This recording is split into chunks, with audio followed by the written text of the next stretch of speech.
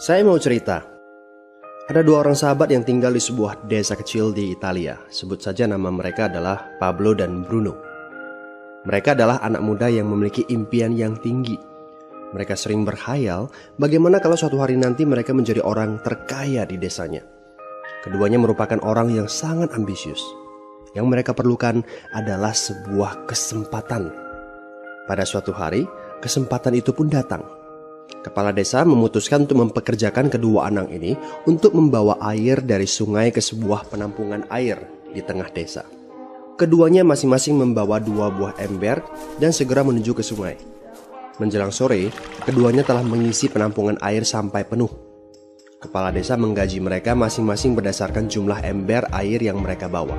Wow, Pablo dan Bruno senang sekali. Ini berarti impian mereka akan segera terkabul. Mereka sulit percaya jika mereka bisa mendapatkan rezeki sebanyak ini. Mereka bekerja lebih keras lagi setiap hari agar bisa mengangkut air lebih banyak. Namun, Pablo mulai merasakan ketidaknyamanan. Ia tidak yakin pekerjaan ini bakal buat impiannya terwujud. Punggungnya nyeri dan kedua telapak tangannya lecet-lecet. Kian hari, kian takut saat harus pergi bekerja. Ia pun mulai berpikir keras mencari akal bagaimana caranya membawa air dari sungai ke desanya. Aha, Pablo mendapatkan ide. Bruno, saya punya rencana. Daripada kita mondar-mandir bawa-bawa ember setiap hari, kenapa kita nggak sekalian aja buat sebuah saluran pipa dari sungai ke desa kita? Saluran pipa? Ide dari mana itu? Seru Bruno. Kita udah punya kerjaan yang bagus, Pablo. Saya bisa bawa 100 ember sehari. Saya akan jadi orang kaya. Di akhir minggu, saya bisa beli pakaian baru. Pada akhir bulan, saya bisa beli seekor sapi. Dan pada akhir tahun, saya bisa bangun sebuah gubuk baru. Nggak ada kerjaan sebagus ini di desa ini. Setiap minggu kita bisa liburan. Setiap akhir tahun, kita berhak cuti selama 2 minggu dengan gaji utuh. Kita akan punya hidup yang layak. Jadi buang jauh-jauh lah pikiran untuk bangun saluran pipa. Tapi Pablo tidak putus asa. Ia akhirnya memutuskan untuk bekerja paruh waktu. Ia tetap bekerja mengangkut ember-ember air. Separuh waktunya, serta di akhir pekan, dia luangkan waktu untuk bangun saluran pipanya. Hal itu tidak mudah. Penghasilannya otomatis menurun dan dibutuhkan waktu 1 hingga 2 tahun sebelum saluran pipanya bisa menghasilkan sesuatu yang berarti. Bruno dan orang-orang desa mulai mengejek Pablo. Dia menyebutnya Pablo si manusia saluran pipa. Bruno yang berpenghasilan hampir 2 kali lipat dari Pablo terus memamerkan barang-barang baru yang berhasil ia beli. Sapi, keledai, pakaian, sepatu baru, gubuk bertingkat 2. Bruno bisa makan mewah di kedai. Orang-orang di desa menyebutnya Tuan Bruno. Sementara Bruno berbaring santai di sore hari pada akhir pekan, Pablo terus saja menggali saluran pipanya.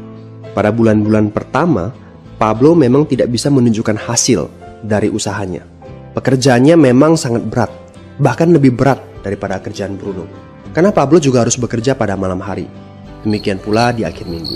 Tapi Pablo selalu mengingatkan pada diri sendiri bahwa impiannya dibangun berdasarkan pada perjuangan yang dilakukan hari ini. Dari hari ke hari, dia terus menggali, inci demi inci. Sedikit demi sedikit, lama-lama jadi bukit. Dari 1 inci kemudian menjadi 1 kaki. Kemudian jadi 10 kaki. Kemudian 20 kaki, 100 kaki, dan seterusnya. Bersakit-sakit dahulu, senang-senangnya kemudian. Demikian dia terus menyemangati dirinya sendiri. Sepulang kerja, tubuhnya lelah sekali. Fokus pada hasilnya. Kata-kata itu terus ia ulangi dalam hati setiap hari saat dia pergi tidur. Sementara dari bar di desa itu terdengar gelak tawa mengiringinya ke alam mimpi. Ayo, fokus pada hasil akhir. Hari berganti bulan, saluran pipanya sudah setengah jadi. Saat beristirahat, Pablo melihat dari jauh sahabatnya Bruno yang terus saja mengangkut ember-ember. Bahu Bruno tampak semakin lama semakin membungkuk. Dia menyeringai kesakitan. Langkahnya semakin lamban akibat kerja keras setiap hari. Dia semakin jarang bersantai-santai di tempat tidur gantungnya. Dia lebih sering terlihat di bar, duduk dengan wajah letih dan murung. Saat pengunjung bar melihat Bruno, mereka saling berbisik. Hei, ini dia Bruno si manusia ember. Dia lebih suka duduk sendiri di sudut yang gelap ditemani botol-botol kosong di sekelilingnya. Akhirnya, saat bahagia Pablo pun tiba. Saluran pipanya sudah rampung. Orang-orang desa berkumpul saat air mulai mengalir dari saluran pipanya menuju ke penampungan air di desa. Sekarang, desa ini sudah bisa mendapatkan pasokan air bersih secara tetap. Pablo tidak perlu lagi membawa ember. Artinya, airnya akan terus mengalir, baik dia sedang bekerja maupun tidak. Air itu mengalir saat dia makan, saat dia tidur. Air itu mengalir di akhir minggu ketika dia asyik bermain. Semakin banyak air yang mengalir ke desa itu, semakin banyak pula uang yang mengalir ke kantong Pablo.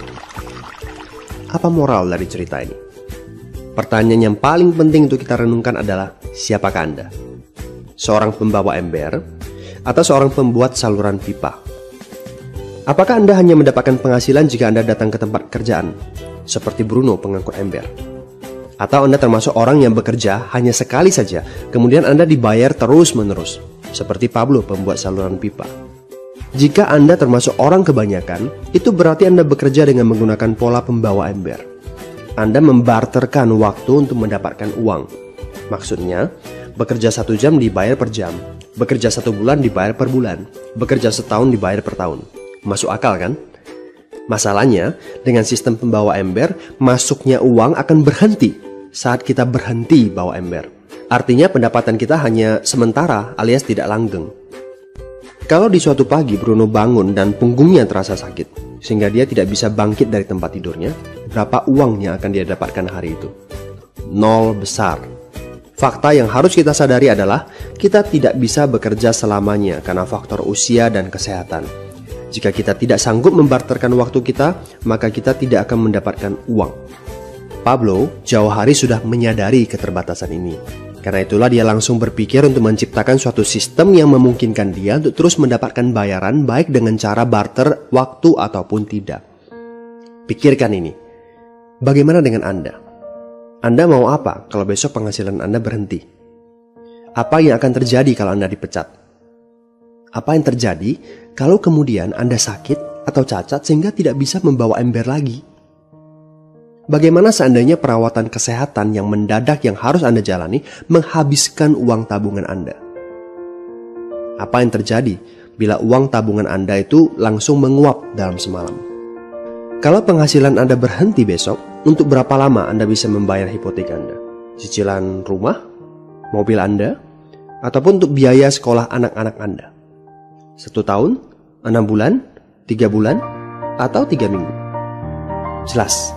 Apakah Anda bekerja sebagai penyapu jalan, bekerja di kantor, punya jabatan tinggi, atau memiliki toko, seorang profesional di bidang tertentu, tetap saja Anda membarterkan antara satuan waktu dengan satuan uang.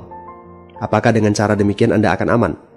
Satu-satunya jalan untuk menciptakan keamanan yang sesungguhnya adalah seperti yang dilakukan oleh Pablo, yaitu membangun saluran pipa saat Anda masih bekerja sebagai pembawa ember.